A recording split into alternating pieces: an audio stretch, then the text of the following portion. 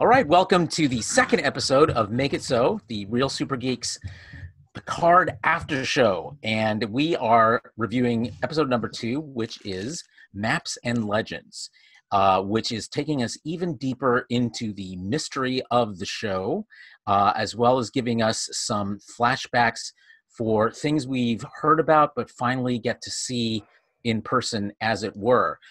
Before we dive into that and introduce our new segment, which I'm calling the Picard Prediction Smackdown, let me introduce our panelists today. Starting off with the ever-effervescent Sun Seal. How are you, Sun? Hello, everyone. I have I still have Index, but oh, you've got the eyes going. You're processing. Blinks. I blink. Yeah, I'm Index. that's creepy. We have Justin to thank for Yep. that animation. Do we not? Thank you, Justin. Yes. We do. We do. I saw it and I nearly peed myself when he sent it. Yes, Like, we have. This is We have amazing. made Index the official Make It So mascot because she's brought to wondrous life by Sun Seal. Yeah, and I'm at the point where I want it on all our shows we do. That's you from now on, son. That's you. That's it. There you go. Well, if I'm not going to stop laughing every time I see those eyes go into processing mode. Justin, our producer and creator of animated Index Eyes, how are you doing today? I'm doing quite well. I'm doing pretty good. And of course, we have the effervescent hair of one Joe Diaz. How are you, Joe? 8.75, ready for action. All right, good to hear that, senor. Oh, And from the wilds of the West, Las Vegas, Sean O'Halloran, whom we hate, but we still hate you for one more week. Then Right, we'll exactly. like you again. How are you? I'm doing well, my friend. Happy birthday, by the way. Did you get my gift yet? I don't think it's arrived yet. I got a little shipping notice that it's on its way. You should get it tomorrow. I sent it awesome. yesterday and I got it to the post office before the cutoff, so you're good to go. Okay, You will be happy. I'll give you a call as soon as I get it. I hope Awesome. it's good. And then finally, our special guest today is a member of the Axe Monitor group and who's been posting some really great observations, I think, about this show. So when it became when we had 3 people who were going to be unable to appear of our regular hosts, my first thought was, let's ask Jason Kovalik to join us. And he is from Salt Lake City at the last minute. Thank you, Jason. No problem. Pleasure to be here. How are you enjoying your first Rocky Mountain winter? Supposedly it's not that bad this year. I mean, it's brutal for a Florida boy. Global warming, woohoo! Yeah. We've had the warmest winter I've seen in Seattle for a long time ourselves. It was almost 60 degrees today, which for us, that's balmy. Right. So shall we jump in, folks? And Jason, feel free to be aggressive, because I know you have things to say, and we can be a very loud group. So jump Sean's in here, so you know. whenever you want, because we've got a lot to cover this week. So Maps and Legends, which, as I mentioned, takes us deeper into the mystery of the Picard show. And it begins by answering some questions that we've speculated about through the short trek Children of Mars and the first episode of Picard, and that is I'm going to call it the so-called rebellion of the synths, and we actually get to see in a 14-year flashback the attack on Mars, and we get to meet my favorite synth, F8, who has the creepiest smile I've ever seen. So as Justin is pulling up on the screen, we see how synths had become, the working class, as it were, on Utopia Planitia, and probably in a lot of places around the Federation, until they go deadly on us. So, number one, how do you guys react to actually seeing the destruction of Mars and how it unfolded? And 2, is it fair to actually call this a synth rebellion? Let's start with Jason, our guest. I think it's really early to say that, right? I mean, I think that we saw the eye twinge thing like we saw with Arium in Discovery. So it leads me to believe that there's some malfeasance going on and with the programming. I have my suspicions, and I think we'll get to them later when we talk about the Commodore. But I think that I don't think it's, it could be an uprising, but I think what we'll see is that it's more or less some malfeasance by a third party. All right. Any guesses, or are you going to keep your cards close on that one? I think when we get to the Commodore, I'll share it when we get there, because I think that's where it really kind of makes sense. Okay. All right. We'll look forward to that. Sunseal. It was nice to see the return of the Argo shuttle. And, one of my favorite shuttles. And also, congratulations to the Blue Man Group for becoming the brand new synth. Your eyes flashed just as you said Blue Man Group. Yes. Because if you look at just the one photo that Justin keeps putting up of the one guy, F8, it looks like some of the guys from Blue Man Group. It really does. And I would like to say right now, being a Las Vegas resident, I saw Blue Man Group on Hayden's birthday. Awesome show. You really got to go see it. It's pretty amazing. Indeed, it is. Well, we might as well go to you, Sean. Your reaction. Were you done, son, with your reaction to seeing the destruction of Mars? Watching the destruction itself wasn't, it's like, okay, this is so, we're basically seeing what's happening. They have a skeleton crew because it's first contact day. Seems like the perfect time to pull a big something. But, there's hints everywhere about what it could be or what it is, but I don't think they're going to go that way. Okay. Which what do you think is one of the false leads we're getting here? That this was caused by a third party. You think it actually wasn't? Yeah, I believe it actually was an internal rebellion, an actual rebellion. By the synths or by someone within the Federation? I believe it would be by the synths. Oh, okay. Well, we'll see about that. Joe Diaz, what do you have to say for yourself? What do you think? What do you think of the seeing Utopia, Planitia, and Mars bite it? I thought it was super rad. Like, besides a couple episodes in TNG where you saw like a satellite image of Utopia Planitia looking down, this was the first time in the entire franchise that we got to see what it actually looks like on Mars. We've never seen that before. So and then they blew it up. Sorry for that. Yep. But what do you think about the synths? Is it fair to actually call it a rebellion? I think that's TBD. I think Jason. I think you brought up the eye twitch, the twinge. Yeah, yeah. I think I'm thinking along the same lines as Jason with the whole Commodore bit later in the episode. Okay, well, we'll certainly get back around to that. I'm going to vote my favorite. I imagine it's sort of a phaser torch, but that was awesome. The thing he pulled out is like goes through everything. I thought that was it's not formally a weapon, obviously. It's a tool that they use in the shipyards, but to deadly effect. And I just thought it very looks reminiscent of Dead great. Space, actually. Of what? The main gun from the Dead Space games. You know what it reminded me of? I'll tell you what it reminded me of. Who's the Superman analog in The Boys? Oh, Homelander. Homelander. It reminded me of his laser eyes, and it freaked me the fuck out watching it. Holy shit, this is hardcore for Star Trek. Yeah. But yeah. I think I'm the only one who hasn't gone here. Let me first and foremost say that what stood out to me more than the destruction of the Utopia Planitia shipyards and the attack on Mars in general in the Empress was the fact that Starfleet and the Federation have again created an artificial life form and put them into service as a labor class. And that's what caught my attention. They did this in Voyager too, if you guys remember.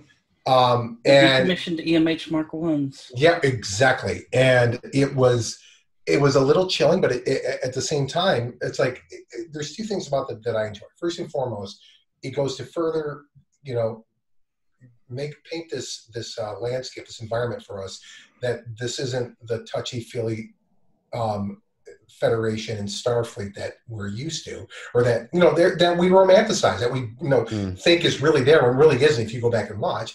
And second of all, it was a nice callback to 20 years earlier on the show, reminding people that, look, we've planted the seeds for this before. This isn't the first time that we've done this. So I that's what I liked about it.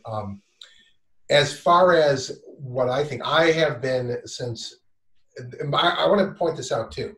As far as exposition is concerned, this episode has the most out of the first three I saw. So I came to the same conclusion that many have amongst us, that a third party or third parties were involved. And when we get to the scene that we've been talking about at Starfleet, I'll discuss that more. But I'm with you guys on that. Although Sun's idea, I was thinking about it, is not bad. I don't think that's the way they're going forward. But it would be kind of cool if it was just simply. Yeah, well, when we get to Commodore O, we can elaborate on that a bit, because there's some big implications around what we're really looking at, if indeed Sun is right, and Joe is also right that we don't have enough information to really know right now. Right. But they could indeed be pulling a fast one on us. I'm looking forward to my prediction, which I'm gonna wait until we get to the Smackdown. But it does have to do with what we're about to jump into talking about. Someone was going to say something before we move on. Yeah. So the one thing I say, the only thing I think about that to me really kind of discredits that this was a synth uprising is, why did they kill themselves? Right. Like if they really were like feeling oppressed and trying to fight back, why at the end, after they've defeated their overlords, did he just pull out the phaser rifle and just? Well, history is replete with martyrs for a cause. So sure, but it seems to me like they were pretty easily dispensed with following that attack. So it's not like you would think if they had a plan, they would have had a plan for, like, after they pull this off, where do they go, underground or whatever? And and maybe they had a full plan though. Well, they coordinated a plan well enough to get past, to disable Mars' defenses. Remember when when that child got sick and Data was being summoned by brothers? Yes. Yeah, Data did all of that in a matter of minutes. That's not full planning. That's just executing what's going on. Or executing a program, very simply. Yeah. Yes, but these synths are not Data. They're not anywhere near Data. No, but it was still a program that got executed. I think alongside everybody else is thinking on this, that this was an outside party. But whenever we get to that segment, we'll go there. But all right, well, let's move in that direction. We skip next to what I'm calling Picard CSI, as he and his Romulan associate Laris investigate Daja's background. Starting by trying to recreate what happened around the murder of her boyfriend in Boston, which we saw graphically depicted in episode 1. So we see some great tech. What was it they called it? Reconstructive forensic technology, which I love the line where Picard admonishes her, saying it's notoriously unreliable. Unreliable. And she says, "Great, that's exactly what we wanted you to think." But there's the hypocrisy in him saying that, though, because the first line is, "Oh, you realize it's highly illegal. Oh, and it's not very reliable." Why would it be illegal if it wasn't reliable? Exactly. Because the Federation's made everything Romulan illegal, from scanning Romulan to ale. Warp drives. Yeah. It's important to remember. Not warp drives, cloaking devices. I'm sorry. It's important to remember that, in fact, the Romulans are Earth's oldest enemy, interstellar enemy. Yep. Going all the way back to what we saw in Enterprise. So there's reasons for why we're seeing, this kind of restriction on Romulan technology, Romulan culture, etc., play out. And we've seen it play out throughout all of the series, really, but most especially now in this one. So one of the things I thought was really interesting about Picard CSI is they actually intercut quite a bit between him and Laris in Boston at the apartment and back at the chateau as they're sort of processing what they've been learning. And we get the first mention of the mysterious Zat Vaj, which is a Tal Shiar within the Tal Shiar that apparently has been around for thousands and thousands of years. That is almost mythological, apparently. Laris believes that they actually exist and that they are behind what we're seeing here. We also learn that Romulans don't have AI. They don't have, they use computers literally only for numerical calculation, not in the kind of ways that we've seen the Federation implement artificial intelligence. And that this is a bias that the Romulans have had for literally thousands of years. What do you all think about what we're learning about Romulan culture, the insidious nature of it? Do the Zat Vash exist, and do you buy that they're behind this? Oh, I think they're absolutely behind it, because let's just say if it was an ancient offshoot culture of either Romulans or the Vulcans, and they did something like this and it went sour. So now they're just making sure nobody else ever creates an advanced civilization like that again. It's the Remans. We all know it's the Remans. Stop. I mean, it could very well be their mission to stop all advanced artificial life from being created. I was going to point out that what I really liked was Laris's her explanation of them and her kind of explaining Romulan culture. He says everybody else thinks of the Tal Shiar as a Romulan secret police, but that's redundant when you're talking about Romulan.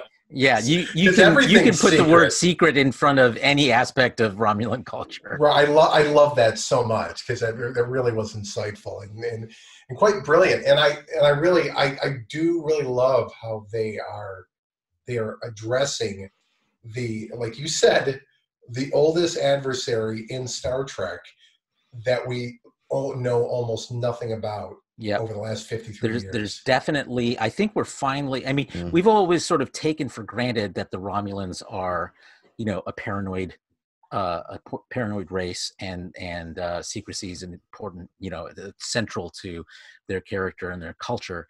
But we've never really found out why, and we're beginning to see some inklings of why in this series, and I expect we're going to learn much, much more over the course of Star Trek Picard. Anyone else want to jump in on the Zat This Vaj? is probably the one scene that actually I dislike the most in this entire episode. It's like, okay, you have Romulan super secret Tal Shiar. Okay, cool. They can scrub an entire room of its like molecular DNA for whatever the hell she did with the little scanning device. Okay, cool. They've completely scrubbed all the records to make them just monotonous, that you'd have to pour through every single file to find anything. Okay, so she also just conveniently puts all the stuff together to come up with the identification heuristics for them being twins. Why? I mean, she knows they are twins, so... Well, yeah, but wouldn't that be something that the Zat Vash already know?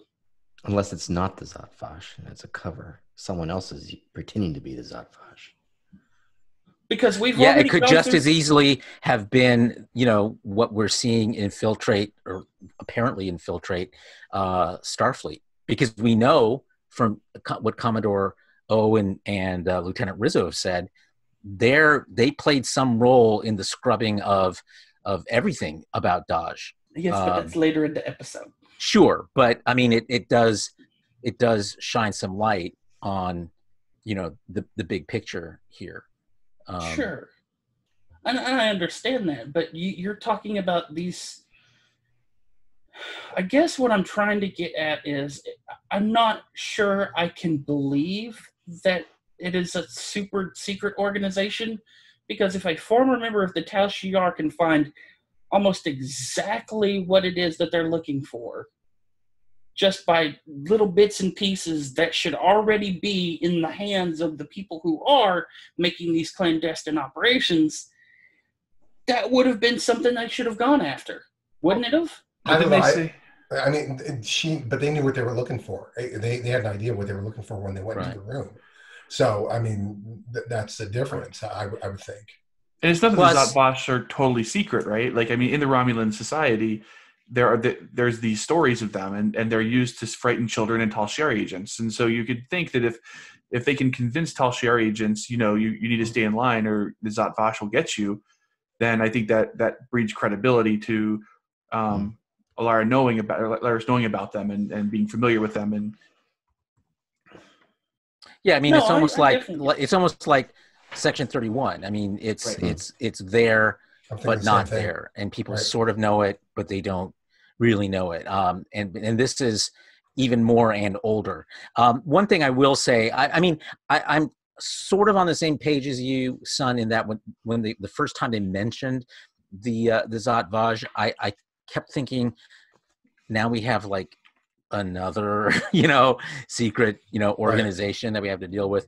But I think if what I suspect is true about the big picture of the Romulans, it will be worth the introduction of this new secret organization. And the other thing I would say is that I think that Laris does explain, thank you, it's happened again, but I'm disagreeing with her now, Justin, which is Laris did explain that if they were going to be actually effective, they would have to leave something that looked like it wasn't scrubbed in order for it not to raise alarm. Oh yeah, I mean, you can't leave a crime scene. And that's what, you know, the personal what is it they called it, personal information device or whatever, which is why they didn't do as thorough, like they didn't get rid of all the data, they left it but messed up the indexing of it. So they you can assume that they thought that would be enough, and you know, otherwise it would have been too good an operation, and that by itself would raise. It's suspicious, right? It's like if you've ever watched any kind of like forensic files or like any kind of real true kind of crime documentaries. It's like I was watching like that one, Don't Fuck with Cats, okay? And when they, you know, the police, the first thing they noticed is the whole place was spotless and like smelled like cleaning chemicals, and which is a dead giveaway, you know? And it's things like that. It's like you say, it's when it's too good, that makes it even more suspicious, because, you know, in life, messes are left everywhere. There is the other side of this, though, too, and that is that when you think about it, for them, who would they think would be hot on their trail to use the technology that Laris used to find this? I mean, the Romulans, if it's what do they call again? Faja. Just Vaj. Like in Goldmember. Faja. I'll be honest, I expect the heart of this operation to be Vash, really, honestly. That means Q's not too far behind. My point was, they didn't know about any connection between Daj and Picard.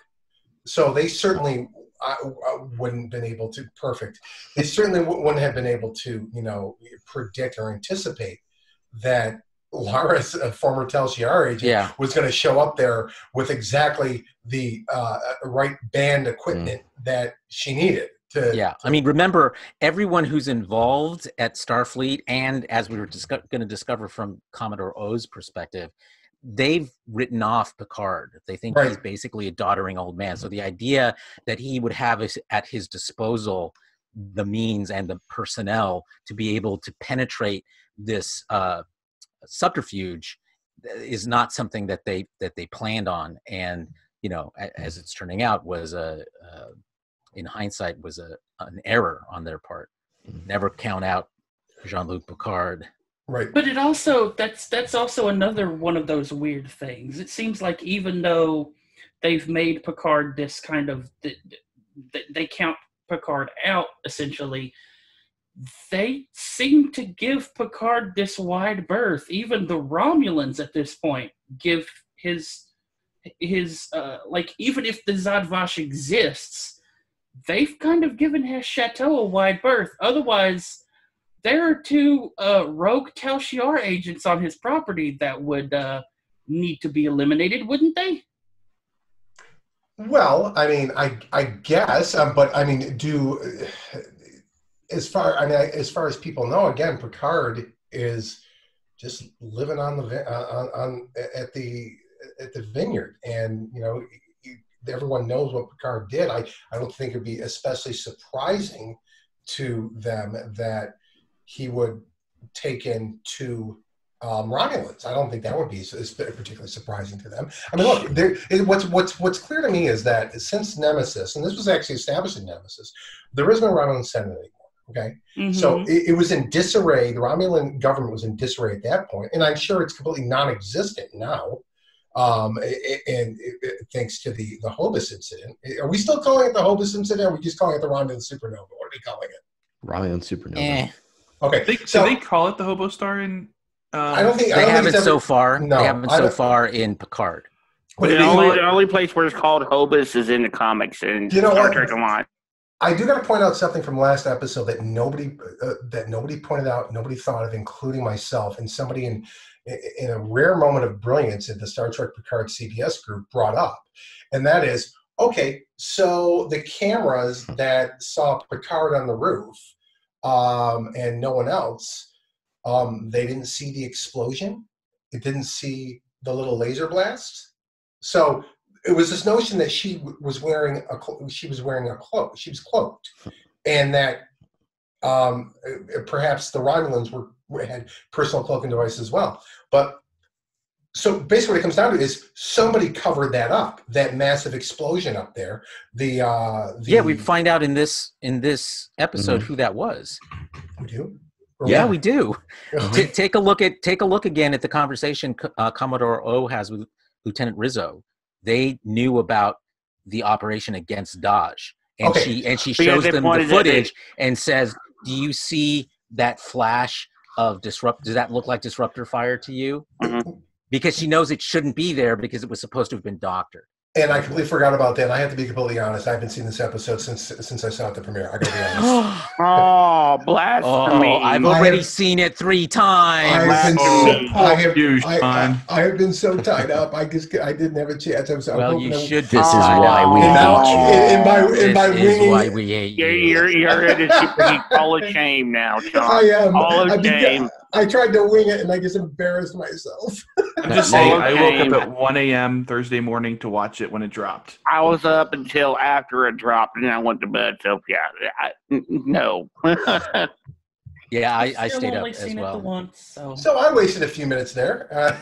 That's all right. I'm going to shuffle around one of the topics here to get to the Romulans, and particularly as we're learning about them through the Borg reclamation site, which they refer to as the artifact, one big honking artifact.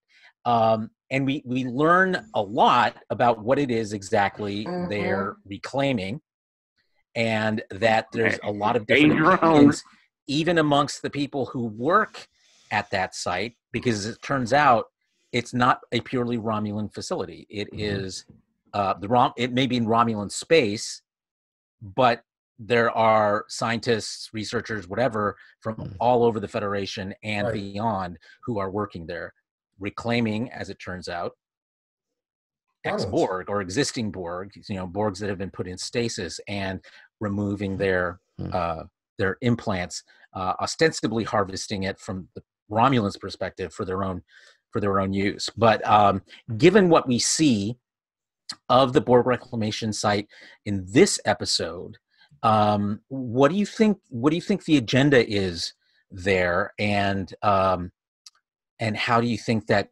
plays out with regards to what we're learning about the Zodvaj? Would like to go first, Jason? Yeah, so we know that from the season 1 finale, right, the neutral zone of TNG, that there was this mysterious force blowing up Federation outposts, but also harassing the Romulans. And I think there was a lot of speculation that really was the Borg, even early on, that the Borg were on that side of Romulan space. And so I think the Romulans have had a lot more interaction with the Borg than what we've known over the certainly the books, which are not canon, but the books have come to that conclusion as well. Yep. And so I think this Borg ship may be full of Romulan Borg. There may be others, right? Because we found one that I thought they said that it was, that's why they were there, is because it was because of just how many Romulans were. Is this from episode 3? I don't think so. No, I don't think so. I don't think they said necessarily, because even the bodies that we looked at, we didn't see many or any that had pointed ears. So they didn't mention that this episode. I think I don't remember because I just watched before the show, so I can. I guess spoiler alert then. See, this is why we hate you. We're gonna hate you for another full week, Sean. Now you have to put your pants back on. Yeah. I forgot to find out. Are you wearing pants tonight? I'm wearing pants and I have a chance to take them off, and I'm not really liking it because I'm not really comfortable right now. We need my element. Yeah. So I can see that. My biggest thing was how fucking amazing is the sound design on this show. Oh yeah. That just like the medical procedure scene, I thought that Borg was going to wake up and grab her by the arm. Oh, did you hear the little heartbeat slimy sounds when they took off the ocular implant? You see this bloody stump. Yeah, exactly. It's like the thump, thump, thump, thump. Thump, thump, thump, thump, thump, thump, thump, thump, thump, thump, thump, thump. You're like, this thing's about to wake up. Yeah. So, what do you guys think? Remember, they talk about the gray zone on the cube. How did you guys interpret that?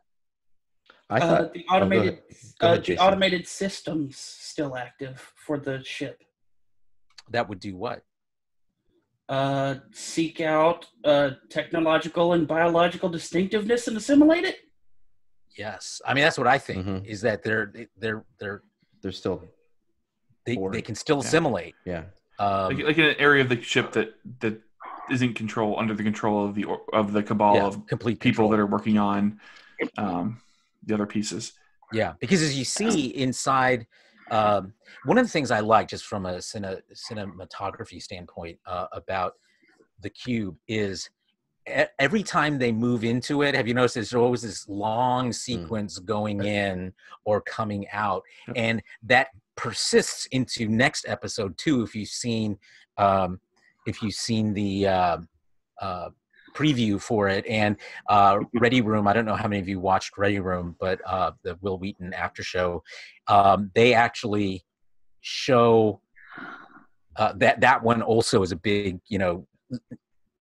flowing quickly into the interior of the thing. And at one point you pass and you see like row upon row upon row upon row of those Borg, what are they called again? Alcoves. Alcoves. And there's a ton of them. There's a ton of them. So I think the danger, and we have seen, reclaimed alcoves in there too, as Justin just put up. So it is still a dangerous place. Look, it's Riddick. It's still a dangerous place. What do you guys think about? I mean, what does this tell us about the state of the Romulans? Is there still a Romulan empire, or what's going on? If there is, it is very scattered and in disarray right now. I've seen nothing to indicate that the Romulan empire exists anymore. Did you guys catch the reference in there to the Romulan Free State. Yeah, I did exactly. Yeah. Right. So this is kind of like Wild West here. What I think is going on here. Because this is clearly a joint Romulan Federation operation here. Mm-hmm. And of course, you remember we see the signs in Romulan, we see the signs in English, or Federation Standard as we call it now. And I think what's going on is that this is a similar situation to that of Deep Space Nine, where it's in Romulan space. It's it's the Romulan's cube at this point. Federation there is to help and to administrate is what it comes down to. That's what I believe. That's my theory on this, because I don't think there really is any kind of organized central government whatsoever in the Romulan Star Empire. I think there probably is, just because of who the Romulans are. They like naturally coalesce around a central authority. So I think there probably is. We just haven't seen it yet. If there's a Zhat Vash, there has to be some. I mean, they would be pushing some organization. Yeah, they'd be I think promoting so too. some state. If they exist. I don't know, though, because I get the feeling more that the Zhat Vash, even though they're like a secret organization, I think they're more like a fanatical like cult is what they sound like to me. I mean, Well, remember that they built up the Tal Shiar as their face, and the Tal Shiar are not a cult. I mean, they're administrators. They know how to build central authorities. So they have people at their disposal to handle that kind of work, so that they can focus on their true mission. As we're discovering what it is. Like Section 31 in Starfleet Intelligence. Mm-hmm. Yeah, but Starfleet Intelligence. But okay, I'm getting at here is like, like the conspiracy theories about the real people in power in this country, that type of thing. The ones that wear lizards and wear masks. Exactly. the Fajas are the lizard people. The gold members are the lizard people. That's what I'm saying here. Well, we'll find out more, and you obviously can't tell us more because I don't know about that one. You've seen the third. Yeah. You've seen the third episode. Well, so far. I mean, as we've discussed, again, these first 3 episodes are really the first chapter of this adventure. Yeah, so, they make up the pilot, really. Absolutely, and these kind of details were not revealed. I mean, that is going to be much further down the road. So let's shift over a little bit, still staying on the artifact.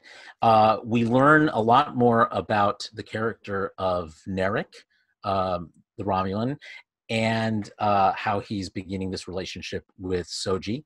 It starts off with pillow talk, in which he talks about the Broken Borg, and that's what they're reclaiming here on this site. But what did you guys take away from that scene in terms of the way they each view their work here, and his obvious need for secrecy, even to the point that when she says, well, you have to get someone else's permission, he's like, actually I don't, which what is his cover, or what is his real position within the whatever Romulan hierarchy exists here? What do you think? My coworker Savannah is a huge Star Trek fan, and this is what she had to say about this guy. He looks kind of like a 16-year-old who just started being able to grow a beard, so he's been practicing his smoldering look in the mirror at night. That was her takeaway. The smolder. That's pretty good. Oh, that's good. He's a honeypot. Okay, so you're gonna have to keep talking because here's the thing. I think I might be bleeding into the third episode here, and I don't want to do that again. But what I'm going to say is I wanted to point out that really quickly, back to what you were saying about the cinematography and the shots. I think this is the first time that a Borg cube didn't feel like it was cramped into a 12 by 10 office. Is honestly, there's a sense of scale in this, and that's what I love the most about it. I think that was the whole point of the shots that they were doing, like the opening and closing shots of every scene with the Borg cube, and wanted to give it that grand scale that they haven't been able to do before until now. Right. I agree. Yeah, okay, I'll give you my first impressions on this. Is that it's like I liked him. He's awfully charming. He's a little bit too fucking charming, is what it comes down to. And there's a clear agenda, is what it comes down to at this point, from what we know about him. And what that is remains to be seen. And by the way, I want to point out something too. Even after seeing the first 3 episodes, even if we're talking, I don't think there's like 1 or 2 agendas going on. I think there's like 6 or 7, to be honest. I think there's multiple agendas. I don't think just because it's Romulans that all the Romulans have the same agenda. I agree with you. And by stretch anyone else. So I just I wanted to point that out. That's I think a good observation. And I like that, because it's, again, I think a failing of the 90s Trek era was that all Romulans think this way, all Klingons think this way, all Vulcans think this way, and all humans think this way. So I like that. Oh, actually, they never did that with the humans. They gave the humans plenty of. Well, you're right. It's a humans-only club. Remember? Right. It's a more the Federation, I guess. I would say have the same agenda. But as a species, though, I think other than humans, you're right. And it's that's just not reality. And this is these competing agendas are kind of a breath of fresh air, because you never know where the story is going to take us. Sure. So it's fun. Sure. Before we move off any Narek, other takeaway? I'm sorry. Go ahead, Jason. Before we leave Narek, like seriously, like I think his look looked better on Ethan Peck in Discovery season 2. I actually saw a YouTuber who thought he was Ethan Peck.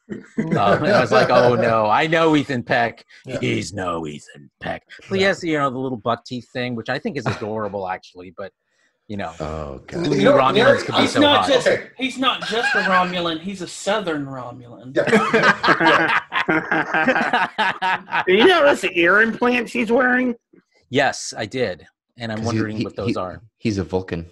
Narek by my prediction, he's a Vulcan.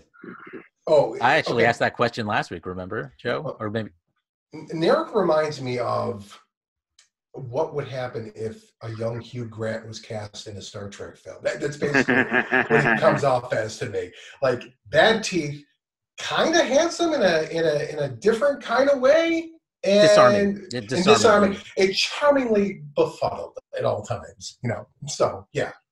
Yeah, but smarter than he lets on, I think. Yes, is what he's aiming for there. He definitely. I think he definitely, like I said, at this point, I would say he definitely has an agenda. I would have said that regardless. Oh, at yeah, least for he's sure. Not the Ron Jeremy, then we'd be going, what the fuck are we looking at? Didn't expect me to go down that road. Well, any other takeaways here before we move on to the next topic? I'm going to save it for the bunker whenever we come up on that one. The what? I'm saving it for the debunking segment when we get to it. Oh, okay. All right. Hang on to that. All right. So now I'm moving on to the section of the show that I'm calling the sheer fucking hubris, where we discover, number one, that the guy everyone thought was the Traveler is actually just turns out to have been the chief medical officer on the Stargazer. Which is an awesome callback. Someone said that? It was lots of people assumed that it was a Traveler. For a month, and I was like, it's David Paymer. How do you not know this guy? He's one of the greatest actors in Hollywood history. Oh, yeah. Dear God, how do you not know who this guy is? It's certainly not Eric Minook, who is a Traveler. God. Whoa. Yeah. Splash some water on you. Yeah, damn right. Slow your roll, man. I know. So I thought it was a great scene in which, we learn a couple of things. One is that Picard is leaning on everyone but his TNG castmates in taking the next step he thinks he needs to take, because he did not reach out, you'll notice, to Beverly Crusher. He goes even back further in his life to ask his former CMO from the Stargazer to help him out, to help him get reactivated with Starfleet. And I can tell you why he did that too, because she was sitting next to me at the premiere. So Who? Gates McFadden? Yes. Oh. I hate Don't you. say anything. I hate you. I hate you. I Yes, hate and you. we know Marina Sirtis picked up your phone and handed it back to Oh, you. I and hate dropped you. it. Yeah. Whatever. God damn it, Sean. I would just like to reiterate again how much we hate you and will for What a another week. Dick. Sean. I feel so awkward because I'm the only person who actually is glad that Sean was able to go to the premiere. Thank you. I appreciate you, son. I'm glad that Sean was able to go to the premiere. I just wish he'd respond to my PMs more when I ask him questions. Do you really want to know, though, Jason? Do you really? No, want to I don't. know? I really don't want to know, but I still have to ask the question. I know. Yeah, I'm we so do. sorry. We do. You're terrible. Be And I look at it, honest. I'm like, oh shit! It's been 3 days since Jason PM'd me. Oh fuck. I'm like, Be Okay, honest, so a takeaway all here. do want to know because that way you could be the quote unquote first to reveal information. I'm surprised ever more having information gone to hasn't the gotten premiere. out there, given the number of people who went to that. well, Yeah, no kidding. and here's the thing: is that there, as much as I want to just tell you guys everything, I don't want to ruin it for you because it is so much fun, and I want all my friends to enjoy it as much as I did and have. So Thank you. So an interesting point here, and I would love to, because I think we had a minor debate about this in the weeks leading up to the premiere of Picard, and that was the whole question of, is he going to actually get Irumodic syndrome? Right. And we get some more information about that, though not specific, in this scene. But the thing that is important in terms of what we learn about Picard's health is he now has a countdown clock on his life. So how do you think that changes, well, the series and the character? I think that's why he doesn't call his friends. I think he knows he could call up Riker, he could call up Troy, he could call up Geordi, he could call up Worf, and they would be by his side. They'd go get him a ship, and they'd go off on this adventure. But I think for him, this is potentially a suicide mission. That he thinks that this could be his end, and he's willing to invest his end to save whatever remnant of data he can. But he doesn't want to risk other people. It's only something he'll risk himself, or people who he doesn't necessarily care about, or have a very people who hate you or have nothing to lose, right, as they put it. But what do you think? I mean, long term, this is a series that clearly is not going to go on forever, and now we know why, right? Right. I mean, Right. No. Who else in TNG has put Picard on a countdown clock? Who? You. Right. Q. See, and that's going to come up later in our little segment because I think, I have a theory. Okay. Well, yes. Well, Stacked on top of each other for this. One thing I would say is I wish they would have drug out this entry story and told the story in such a way that you don't know if this is really happening to him or it is the aromatic syndrome, so that maybe for the first episode and a half or maybe first 2 episodes where it's not really clear and it could go either way. I think that would have been really cool to tell the story that way. Events would have had to been shuffled and stuff, and we wouldn't see the Romulans and the Borg until next week or until that reveal. Yeah, I mean, I think that it definitely the question mark it leaves in the air, I think, is really just a question of time, not when, not if. But this leads into one of the centerpieces, or the centerpiece, I think, of this episode, which is his visit to Starfleet headquarters and his face down with Admiral Clancy. I thought you were going to say the disco prize. Before we get into that, I want to point something out.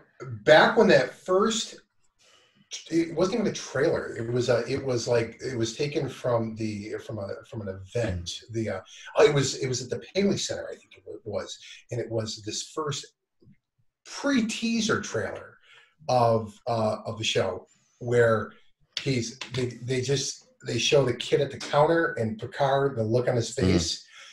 I made a meme that said, at that time, that look on your face when the kid at the counter asks you to spell your name when you're Jean-Luc Picard. And that is exactly what happened. That is exactly what happened. Because that's what his face was all over his face. That's how good Patrick Stewart is. Thank you very much.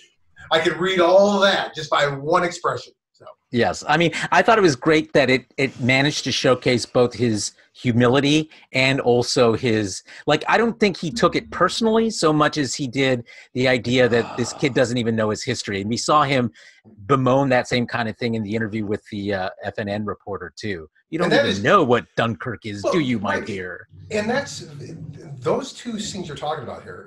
Those are callbacks to his devotion and his appreciation. What was that? And his appreciation. God, his appreciation of history in TNG. I mean, this isn't any. That's a great connection that they've made with the character there. You know, this is our Jean-Luc Picard. I don't want to hear anybody say anything else. This is the same Jean-Luc Picard. He's just a lot more crotchety. Okay, he's the curmudgeon Luke of the series. Thank you. Well, let's plunge ahead into that face down with the Admiral, because there was what was it? I think it was only the third F-bomb we've heard in all of Star Trek. Came out of her mouth. But you know, she turns him down. But, you know, what are your takeaways from that confrontation? And, you know, particularly with what we learned later about Admiral Clancy, and how she, you know, received the news that Picard brought her. How do you think that scene played out, and what are its repercussions? Son, how about you? I look at the meeting itself, and she blames Picard for a lot of the state that the Federation is in right now. Because as much as the reporter does her best to misinform the issue, there's a lot of sentiment that Picard is the problem for what happened. How would you describe that? Like what's the problem he caused in her eyes? When Picard convinced the Federation to start building the rescue armada, led to the synth revolt, led to the destruction of Utopia Planitia, which is the Federation's main shipyards, and the subsequent destruction of Mars. Yeah, I could see almost everyone in Starfleet placing the blame solely on Picard, which is why in the little short trek, he's the first person reached out to that we see in the little news organizations. It's like this stuff is going on. We've reached out to Picard for comments. Like, why? Oh, you blame him. That's why. Well, and I see that here. Doesn't it go even farther than that, though? Even after the destruction of Utopia Planitia and Starfleet or the Federation calls off the rescue, he still goes and does it himself. So not only does he resign, but he also leads the Dunkirk-style rescue of the Romulans too. Oh wait, we know that actually happened? That's what I'm piecing together, because my impression was once they lost all the ships at Utopia Planitia that at that point the Federation pulled out, and there was nothing left for him to be able to conduct it, and that's why he resigned, because they pulled out. What's the name of? We didn't get the flashback in this episode of that event, did we? I think that's the third episode. Okay, so I guess we'll learn more. Yeah. What I will say, this isn't really spoilers. Just makes sense. They're actually going to they're going to show you the flashback of when he actually resigned. That will and the reasons for it. Yeah. Good. So my impression of this, a couple of things. First and foremost, I saw people. I saw a poll today like, was she justified, or hell no, you can't do that to Jean-Luc Picard. And I'm thinking to myself, well, okay, he literally took a shit on Starfleet the day before, and then he shows up in the office in her office, kind of making demands, and not even like he should be there, with his hat in his hand, being humble. I'm sorry, and I'm can you please help me with this? And Sever's like, nope, you're gonna give me back my commission. I'm doing this. It was almost the I'm willing to be demoted. Right, exactly. Yeah, and that's why she responds with the fucking hubris, because she wasn't wrong about that, because he certainly did come in there thinking that yeah, I am Jean-Luc Picard, aren't I? But the bigger takeaway I think about this, I was going to say, I thought Joe may be going somewhere with this, is that I don't think she's mad at Picard for getting them into the situation to begin with. I think she's mad at Picard for leaving afterwards, because that was a time when the Federation and Starfleet needed him the most. And I think that's what she's pissed about more than anything. There you have it. Yeah, which oh, sorry, Jason, go ahead. I think she thinks Picard's a self-righteous SOB who, quite honestly, is someone who thinks his S doesn't stink, and is like, worthy of the what is it, like the he's able to stand on principle, whereas she has to be pragmatic. That he has the luxury of principle and she doesn't, because of that. And I think that it isn't necessarily that he left; it's that she just thinks he's just full of hubris and self-righteousness. Yeah, I mean, I think that's definitely what a lot of, you hear that in Commodore O's reaction to, when she learns about his visit there. He clearly has this sort of dual status as sort of this legend, but also this uncomfortable reminder of, a really terrible time for the entire galaxy, really. So it's not. So that's part of the reason why I think this is the centerpiece of this episode, is because you really get a clear sense of what he is and what he is not. And it's one of the things our friend Michael Hinman pointed out on Facebook today was, isn't it odd that the older we get, the more all these Starfleet admirals we used to hate actually start to make sense? Makes sense to us. Yeah. And because I don't think she was wrong. Well, I took it like this, here's Picard. He was a self-righteous, Starfleet admiral who, pretty much saved the day for, whenever. And then he up and quit. Then he had nerve to go on a news organization and put down Starfleet. And then now he wants to come in and ask for a ship and recommission and everything. No. I tell him to fuck off too. Well, I get the sentiment, but I don't think she had to do it quite that way myself, because he is Jean-Luc Picard. He very well could be bringing information that she should know and act upon, and in fact she does to a certain degree, as we learn. But before we go on there, let's finish hearing people's takeaways from that confrontation. Anything else anyone wants to? Well, I did want to point out that he went in there. He scheduled a meeting with her. And it's clear that they have a familiarity, and this is why I came to the conclusion I did. The current theory is that she was an ensign on the Enterprise D. I love it. Well, there was an Ensign Clancy on the Enterprise D. Quite possible, and we're talking about someone that respects him, that respected him, and I think, this goes back to my theory that when he left because he didn't get his own way, that hurt her, and it hurt her personally, not just, and she kind of blames him for the aftermath of everything that's happened since. Yeah, I mean, it was, you could consider it a very sanctimonious act. Right.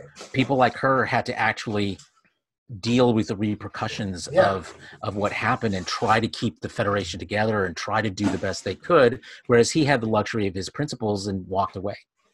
Yeah, and it's not to dismiss what Jason said, because I think she's, I think I agree with him on that.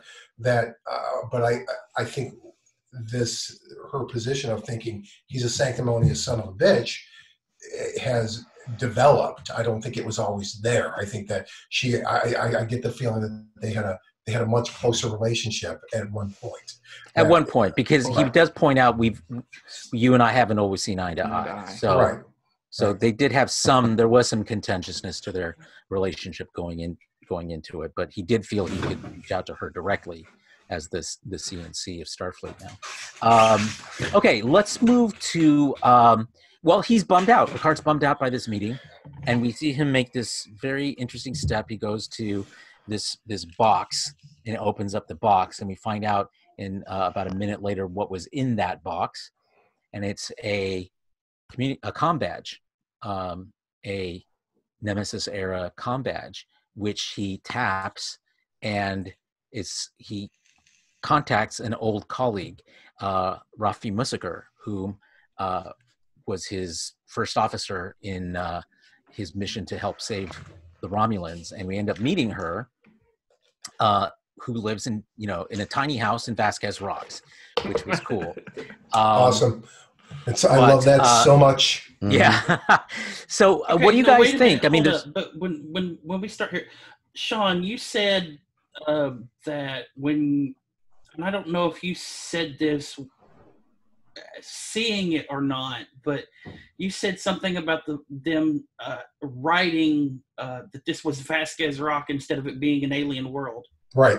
It's actually captioned in the lower left corner. It was not in the episode. You're kidding me. No, it wasn't. It was not. I actually looked for it too. Oh my God! It so was. It was like the exact same way they haven't really. I guess they did do that with the Daystrom Institute, didn't they? And the Romulan Reclamation Site. It was exact same thing. Yeah. With Vasquez Rocks, they didn't do that for no, they didn't. They didn't.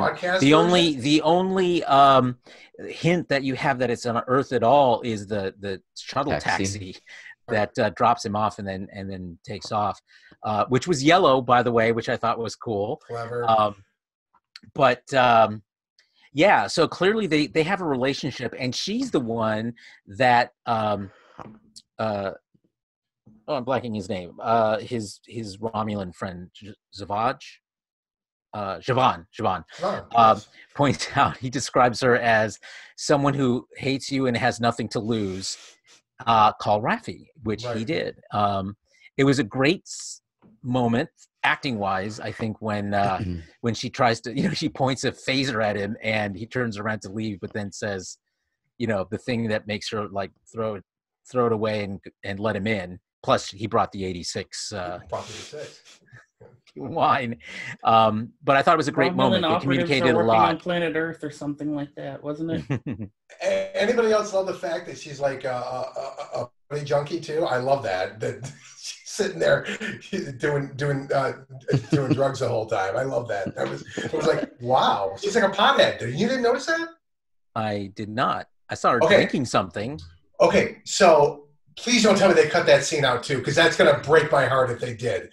Because they probably did. Oh my God, she had some like natural plant that was like a drug, and she was packing it into her pipe and smoking it. I'm not kidding you. I'm not making this up. Oh my God, they took it out. Oh, I'm so heartbroken. Maybe it's the next week, Sean. Maybe you're spoiling it again.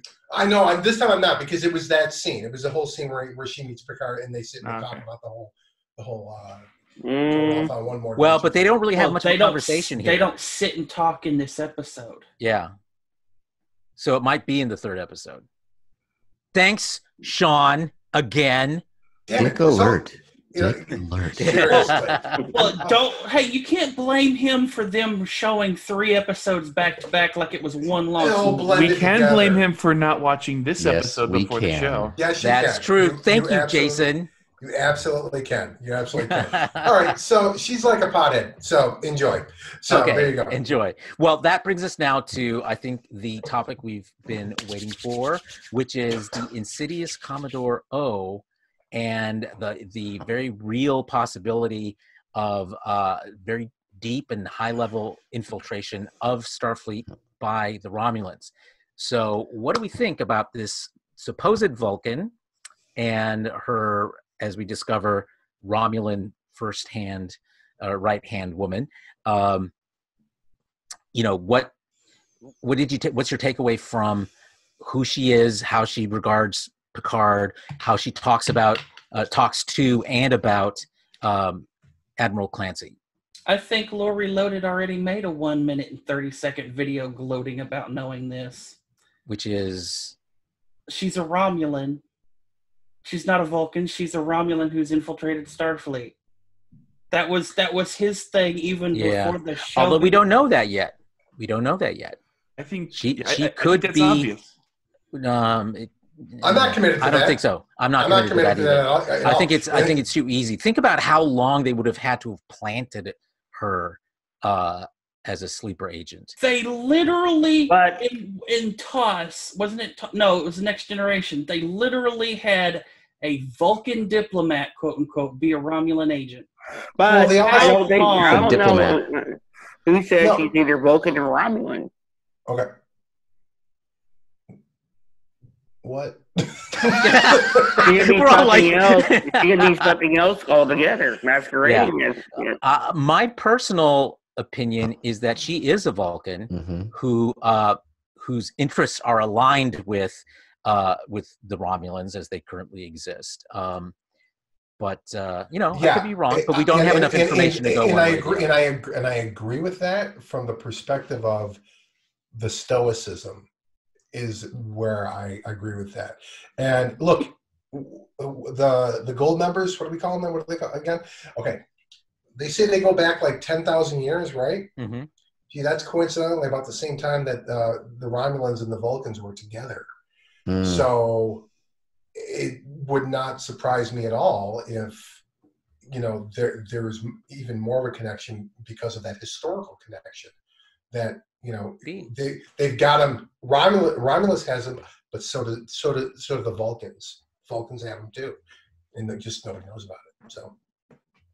So these scenes with Commodore O are really pivotal. They set up what appears to be a huge intelligence operation inside Starfleet by Romulans. And Lieutenant Rizzo, as we find out, actually is a Romulan in disguise, whose brother is Ethan Peck. That was a joke. Ethan Peck. Anyway, Narek is her brother, younger brother, as it turns out. Yeah, I don't need your pity. Anyway, so we see that there's a connection that literally goes from Starfleet headquarters and Starfleet intelligence all the way through to the Borg reclamation site, and the knowledge that Soji is one of these artificial beings that they're dedicated to bringing down because of what they're calling a nest. There are more Sojis out there, and that's really what the Romulans are trying to find. Is it in the gray? Is it in the gray area of the cube? Who knows? The writers know. Well, yes, they do know. They're also not somebody named Sean O'Halloran may know. I think he knows. Okay, well, no, I don't. No, I seriously have no fucking clue. That's so far down the road on that. Yeah, I think that's down the road for sure. I think the setup of Commodore O may. I don't think it's clear that she herself is a Romulan. I just think that that's too easy. Mm-hmm. There's something else at work here where there are some kind of common agenda. Maybe she's a logic extremist. We don't know, but I have a hard time thinking that she's just a Romulan. Well, and this goes back. Sorry, I was going to say this goes back to what I was going to start with earlier when we talked about who was behind the attack on Mars. The Romulans, they're really trying hard to make it feel like the Romulans, but what's the motivation for the Romulans to attack their own rescue fleet, right? I really think that it was the logic extremists that we saw in TNG and we saw again in Discovery. Because remember, we know from Star Trek 2009, the Vulcans were not in favor of helping the Romulans. Yep. Right. And not only that, right, exactly. Not only that, the Vulcans have been very clear in the past about not being keen on a Romulan-Vulcan reunification, and they look at that the same way that we all looked at a reunification of East and West Germany in the late 80s. Like we didn't like seeing the shit they did. Well, it was the early 90s. So, we didn't like the shit they had before. We don't want to see what they have coming in the future type thing. Yeah, no, I think that's a did very... you notice how emotional he was for Vulcan? Who? This Commodore. I didn't think so at all. No, I didn't think she was. She wasn't was emotional. stoic as heck. And she was stern, because as Vulcans are known to be. But she acted very Vulcan-like with Rizzo. And I almost thought it was, too good of a. I don't know. Something seems off about it to me for Vulcan. Well, no, I there's something I still off. don't believe she is in it. well, There's something off, but she can be a Vulcan. But that's what I'm saying. Like, she has an agenda that isn't aligned with Starfleet's. Exactly. Again, all sorts of competing agendas here. And we've seen that before. We've seen logic extremists in Discovery who appeared to be, a Vulcan diplomat, a junior diplomat to Sarek, and who turns out to sacrifice himself in order to kill Sarek and prevent peace with the Klingons. So, and you know something about that too? I just thought about this. Those guys fought just like those Romulan ninjas from the first episode, those Vulcan extremists. I mean, exact same fighting style. They were like Jason Bourne type shit going on. Just an observation on that. So yeah, I mean, it makes total sense to me. Mm-hmm. So there's some kind of infiltration. We don't know to what extent. We don't know whether O is Vulcan or Romulan. So lots of questions coming out of here, but we know that there is some kind of fairly deep infiltration by Romulan agents. So that brings us. We haven't seen yet. What's that? Klingons. Oh my God! Oh, me too. So glad we haven't seen Klingons. Yep, agreed. I don't want to say a single Klingon on this show. I got to be honest. Technically, we did see one Klingon whenever we saw Worf during the Worf, yes, as an image. The new show, right? Exactly. They're gonna wait till the series finale when they show Worf as a Discovery Klingon. No, they've said that he's not going to look different. Trek yards will flip. We're gonna see Worf when he shows up as a janitor. That's going to be the best. The worst part. Trek yards will have a heart attack. The other thing that I thought was interesting. That Picard's going to tell him no. Well, the thing that I think was interesting is when Siobhan was pointing out, that he should go to Worf, go to Geordi LaForge, which, by the way, brings down the rumor that was out there that Geordi was killed in the Utopia Planitia attack. Right, exactly. He seems to have survived, and he mentions Riker as well. Did not mention Crusher. Holy shit! Geordi's behind the Mars attack. He just coincidentally happened to not be there that day. There it is. Well, it was First Contact Day. It was a day off for everyone, but the poor unfortunate souls who did have to work. And that's how they got around why there wasn't so many people on Mars whenever the attack happened and the death totals. I think that question had come up before. Oh, maybe. Oh, there's a good question. Do the death tolls include the sentient life, the synthetic life? My guess is no. No. Based on the way that those humans were treating the synths when they walked into their workspace, I don't think they're they're simply counted on the insurance policy as broken posters. Yep. Not of any insurance company I know of. Yeah, I got another theory on the whole crush thing that I'll be adding to our little segment later. Okay, well, it is time for that as we now enter the Prediction Smackdown. So, well, I do have one question before we do that. Okay. And that is, did Justin kind of fast forwarded to the end here? Did Rizzo do the hologram thing with Nardik? Is that his name? Did she do that thing? Yeah. Yes. Okay. Of course, he walked through her. Right. Okay. So, are we going to talk about the fact that that's creepily reminiscent of Jaime and Cersei Lannister, or what? Are we going to talk about that? I don't know. Okay. I don't know. I don't think they gave us enough for us to leap to that conclusion. Yes, it was creepy that she was like really that close to her brother, even as a hologram. But no, there wasn't any like sexual tension vibes. So I think that was all just a power play, for her to assert dominance. Okay. Prediction time. Well, we'll see. It's prediction time. Is that going to be your prediction, Sean? They go fuck. Okay, we have to keep track of these predictions because in future episodes is where the Smackdown is going to come. So we've heard Sean's prediction. That's not really my prediction, but let's move forward. Joe, what is your prediction? My prediction. All right, Bruce Maddox disappeared shortly after the synth attack. Dr. Jardy tried to find him. Well, why did he disappear? Maybe a bit of Data's neural net survived the explosion on the scimitar. And that's when someone lured him away, and that's what he created the dodges on. Because didn't they say during the scene in the first episode that they weren't able to replicate that? Right. And you couldn't replicate that between the time Data died and the time he disappeared. So I think that we will see him. Well, it's also entirely possible that Data gave him one of his positronic neutrons. Well, then why hadn't he created that before? I think we're going to see. Well, okay, we know Laura's body never got destroyed. Right. So is that your prediction that it comes from Lore? Well, we got B4 disassembled and powered down. We got Lore disassembled and powered down. So you have one android that's dumb as shit, and then you have Lore that also has data memories. So you pull everything together. Well, here's my Smackdown.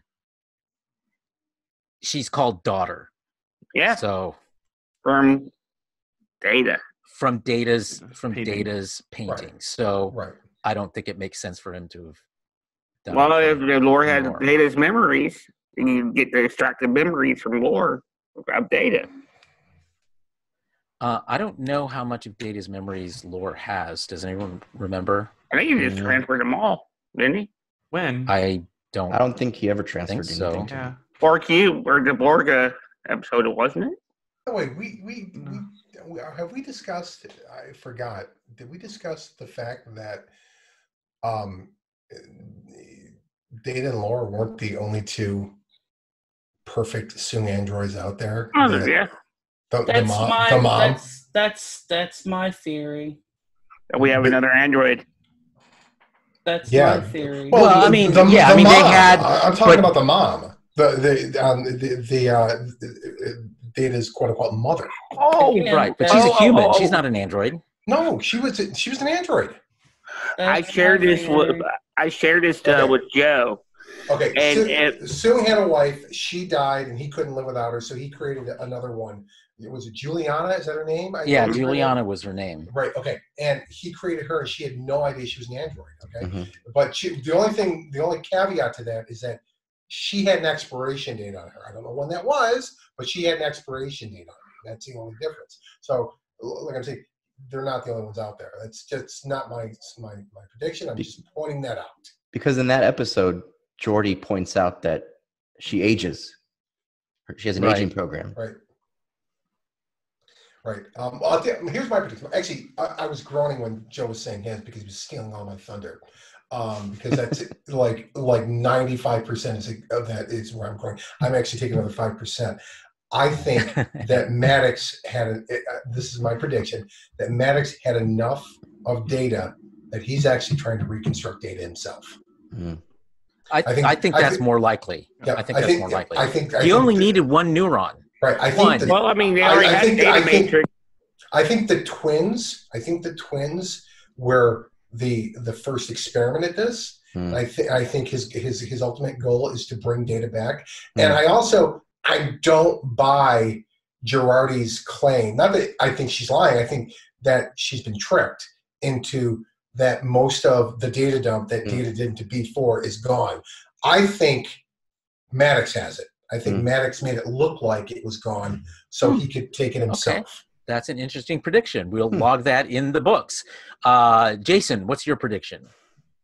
I think we're going to see lots more political intrigue between the Romulans and the Federation. I think that a lot of this is going to hinge around, a lot of the AI is going to hinge around the Borg. I don't have any clear predictions yet because, I mean, we're really early on. Mm-hmm. I've tried to, sit here and think through some, but, I just think that we're really early to say what's going to happen 5, 6, 7 episodes down the line. We've been given too little. So you're taking a safe approach to your prediction this week. I am. Okay. Son, what is your prediction? So I have 3 theories running at this point. It's going to really suck when Picard's 2 Romulan assistants on the Vineyard turn out to betray him. Oh, please don't break my heart. Don't break my heart like that. Please don't do that. Because, again, I'd like to point out they are former Tal Shiar who, at least according to the comic book, have betrayed the Tal Shiar and are in hiding at Picard's Vineyard. And it just so happens that everybody seems to give Picard's Vineyard a wide berth. That doesn't make sense to me. That's really awkward. Okay, that's an interesting theory. I can't smack it down yet. So it would make sense that they would still be Tal Shiar operatives keeping an eye on Picard, because who the hell knows what Picard is going to do? Because look at what he did in Nemesis. But so the only thing I would say to this, just to smack it down, is has anybody read Countdown 3 yet? No, Yes. I have not. I'll take my headset I haven't off. read it yet. Yes, I have read it. So in that issue, the gentleman Romulan, that their names are slipping my mind at the moment, does turn against Picard. And so right there, he could have kiboshed the whole thing right there and let the Romulan ruler of that planet remain in power, and then he reverses back. So he already double hoodwinked Picard at that moment, and then reversed himself. Well, yeah, but that's typical of the Romulans to have hoodwinking within. Yeah, but they don't hoodwink for its own. Picard said it himself. Sake. When you deal with Romulans, you're playing a game of chess.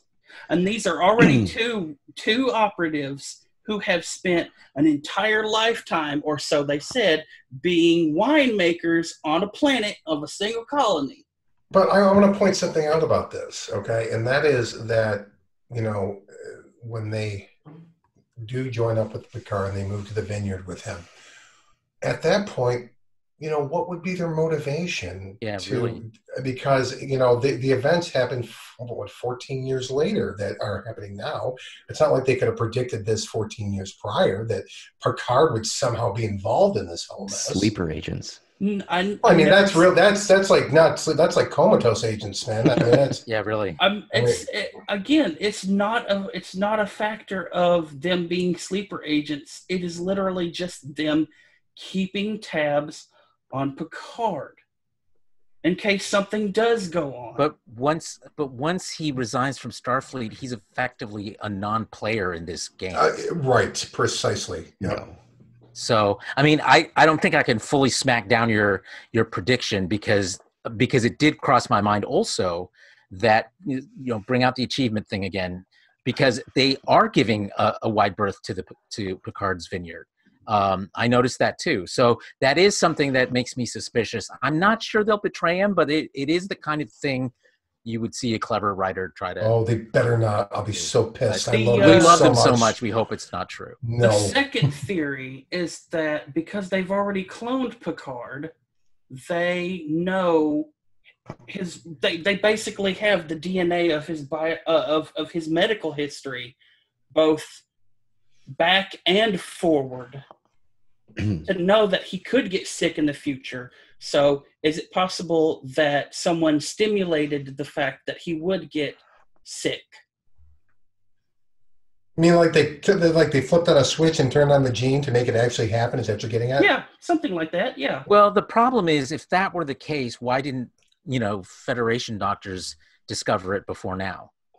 Why not just kill him? Yeah, no, that's another good one. Why not just kill him? Give me questions. What would be it? Romulans care. Romulans don't give a fuck. If anybody they should be going after, it should be Cisco. But he's with the Prophets. So boring. But anyway, the big theory. The third. Okay, your third. Okay. Please don't let it be the same as my theory. Go. This is literally pulling from all of you guys' theories, but I had it like a week and better ago. No. So, yes, the mom, effectively Soong's wife was an android. Yes, right. Okay. B4 had all of Data's memories because Data transferred all of those memories into B4.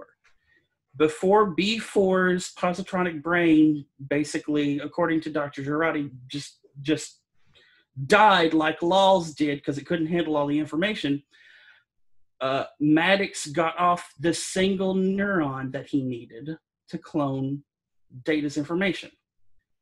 He has Data's information. He just can't build a Data. He can't build that positronic matrix. He's been trying to do it in flesh and blood, but because he has Data's information, he can see that, well, Soong created this fourth android out of his former wife. This is where he would get the idea for a flesh and blood aging program.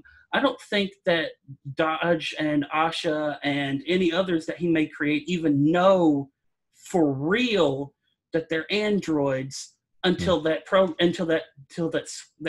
switch is flipped. Mm-hmm. I don't think that they know, because what we saw with Soong's wife was that she was meant to deactivate if she found out, or would have found out, she was an android. Mm-hmm. And that she was supposed to be fixed and put back together before she would come back online. And I think this is a way of Maddox kind of making this a fail-safe to make them as passable as possible for whatever the hell they're looking for. I want to point something out too, that Fiona Flanagan, who played Juliana in that episode, she's still with us, and she is 79 years, not even, she's 78 years old. She's younger than Stewart, so it is entirely conceivable, and she's still working too, from what I can tell. She's still working. She had, holy shit, she's working a lot. She had 3 films last year alone. Yeah, she's great. She's wonderful. Journeyman actor. Oh my god, my favorite performance of hers of all time is a movie. I don't know if you guys remember this movie called Waking Ned Divine. Have you ever seen this film? Yeah. I love that movie so much. That's a great movie. It's a great movie. She's outstanding in it. Yep. So anyway, but yeah, so she's still working. I mean, there is no reason to not believe that we could. One of the complex things about Data is that, I guess partly because he was such a popular character, it was like he had relatives popping up out of nowhere, like in all those 7 years, and which I always felt was like a little too much. But it will be interesting to see the extent to which they revisit that, whether it's lore, whether it's B4, whether it's Juliana, whether it's Data himself. I'm hoping they don't go too far afield in it, just because I thought it was silly that there were so many versions of Data. I thought B4 was horrible. So I hope they don't. I just hope they don't go too far in that. I'm actually glad they did not go the countdown route with B4, because that just made it was so stupid. That was just stupid. I have to agree with you on that, because I think they retconned and corrected a great wrong and tragedy of that film. It always pissed me off how they simply reduced Data to just a sum of his programming at the end of that movie. And it's like we just went through, at that point it had been 15 years of Data and us being told that Data is not just a machine. He's a living being. He's a living and sentient being. And now you're basically telling us that, don't worry if he dies, we'll just stick him into another toaster. Well, see, I think that's what ticked everybody off was that fact right there. I'm like, look, you had this great character development. You're like, oh no, we're just gonna reset him. Yeah. Well, that's the reboot. Yeah. Okay, we're running out of time, so we're gonna wrap up our prediction countdown. Who has not predicted yet?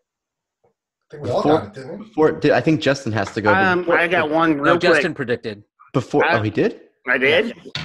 No. Oh, I'm sorry, Justin. I thought you meant Jason. Justin, yes. Before Justin predicts, though, Carlos, can you show us how you're going to smack these down? Because I want to visualize it after Justin tells his I'm gonna. Well, I mean, since this is the first week, there's not going to be a lot of Smackdowns as we With your proceed. hand, show us. The number of. Oh, you mean you want to see like? Yeah, I want to see how you can smack. There you go. Perfect. No, Actually- Carlos. No Emmys. Carlos, just go get the fly swatter. That's a good way to Oh, say it. wow. Ouch. Ouch. All right. So Okay, Justin, real give us quick. your prediction. Okay. All right. I agree with some of the other ones, but I think because we have a countdown timer on here, and who is famous for giving Picard a countdown, that gets stuff took care of. Other than, Oh God, you're gonna make it Q. Aren't well, you? why No. not? He was at the first episode of the Next You said Generation. Junior. Your Well, prediction was Junior. I was getting there. Johnny Lancey's getting older. They have Junior, so King Hey. Delancey. That's Could King, be- that's his to actual me- son too. To King me, Delancey. that is a revisit of what we saw in TNG, and Patrick Stewart why said he's not? not interested in that. He's just not interested in it. But they've already seen Once you introduce an omnipotent character, all the care that they're taking in this, making it realistic and very dramatic, Right. goes away. It goes out the window. It would be a huge Look, mistake. But if they Yeah, wait until the But end, that's of my the season, SmackDown. but if they wait until the end of the season, I think if they do bring them in, they won't be till the very end of the season. Nope. I'll tell you why they won't. I'll tell you why they won't do that. Okay, because TNG, he worked very well for TNG because TNG was a much more philosophical, much more cerebral show, And whereas- innocent show. and innocent. And this is much more of a grounded in reality type series. And I don't think Q works for this as much as I'd love to see Q. I was thinking about it last week. I was thinking, after the first episode, I could have seen them find a way to squeeze Q in here and have it make sense. Well, of Now, course you could have, but the problem is Patrick Stewart said he doesn't want this to be a TNG sequel.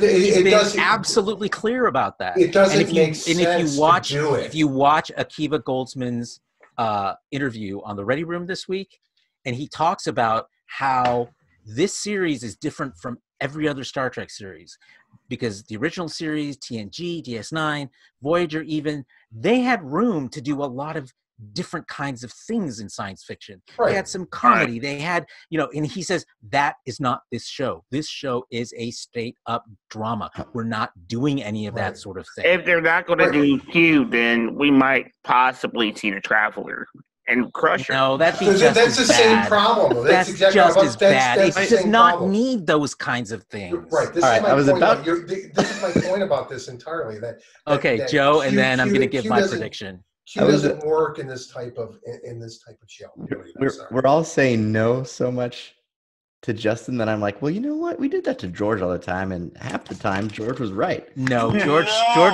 George's success rate was not half. But He then- made some very significant ones, like Wheelie Pike, which you recall I said But- no, never happened. He got it, but like when He came also to- got the android attack on Mars. He got that one too. But then Justin went to the Traveler, and now I'm just like, Yeah. no, sorry, man. Sorry, Justin, you lost your one supporter in the group. So I'm going to support This Justin is and my just say last word. No. No. I All right. think Q could work as a moral compass for Picard only. Picard doesn't need a moral compass. I He has had- one of the most. He has one of the most reliable moral compasses in all of Star Trek. except when he goes all Deanna self-righteous Troi? on the She On doesn't the even have a Admiral. strong moral compass. Troy. Okay, so The I'm going to make only my way prediction. I could see Q working. Okay, at folks, all we're out of whatsoever time. So now it's my if they did turn a Dark for my Tower thing. prediction. Carlos's And prediction. My prediction is this: the time frame that they talk about the Zhat Vash happening, which is thousands and thousands of years ago, and that their whole thing about being against artificial life, life forms, synthetic life, etc. I believe that the ancient Romulans are the creators of the Borg. They are the creators of the Borg. The Borg have been around for tens of thousands of years.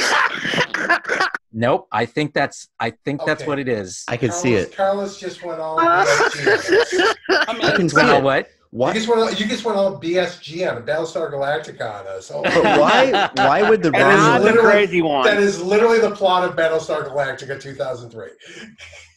But why would the Romulans be so hesitant to adopt? Because it went wrong, dude. Right. Right, that's what I'm saying. Have you not watched Right. Battlestar Galactica, Joe? Thank you. Could it be tied in with I have- Discovery season 3? And Ever Control?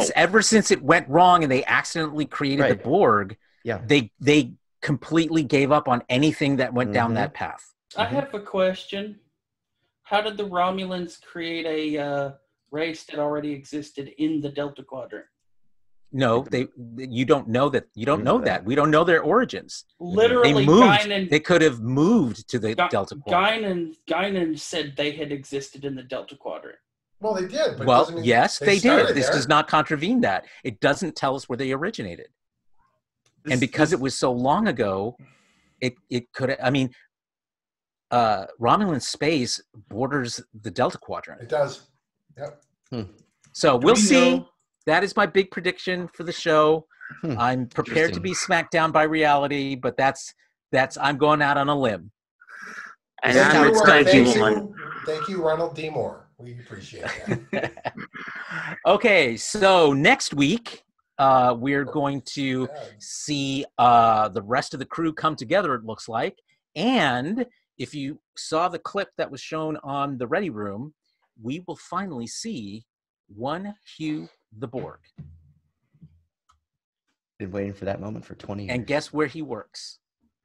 At the reclamation With site? At the reclamation site. So that'll be something to watch for. Again, if you have not seen it, it's near the end of the Ready Room. Well, I thought you were going to say he works at Walmart as a greeter.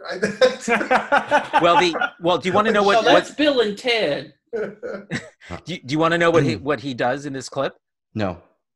Well, Yes. it's a clip. It's out there. I already know. He actually is watching. It starts out with him watching these monitors, and he's watching Soji, and he notices that she speaks to one of the nameless that was being reclaimed. You remember she said in their own language, "You are now free, my friend." He notices that, and he walks. He goes over to Soji to question her about that, and that's what happens in the clip. Interesting. So there you have it. Any last words before we go? Otherwise, we are done for this week. We've got a lot to look forward to in episode 3, and I'm looking forward to after episode 3 when finally Sean will be as much in the dark as the rest of us. So Thank God. F you, Thank God. Sean. And Jason, thanks for joining us Thanks for having me. to fill in. I'm sure we'll have you back again, but thank you it was great to have you around. Everyone, make sure you watch. Jason, where do you post most of your Picard stuff? Wherever. Facebook. Wherever. I try to do more of Wherever the, you allow. yeah, wherever I'm allowed. Wherever they haven't banned me. Well, we haven't banned you in the Real Super Geeks, so Yeah. No, I post there. Yeah, so it'll be Okay. there. So make sure you cross post in our group as well, Absolutely. whatever it is you post. For the rest of you folks, thank you for joining us. Looking forward to even more discussion and more Smackdowns next week. Think about your predictions for next week. I'm going to start a spreadsheet of predictions so that we can keep track of Nice. of how we perform over time. So We're doing spreadsheets. we've gone to the spreadsheets. All right. So again, thanks for joining us, and we'll see you next week. Thanks, And everybody. remember, I'm keeping an archive. Of course you are, Index.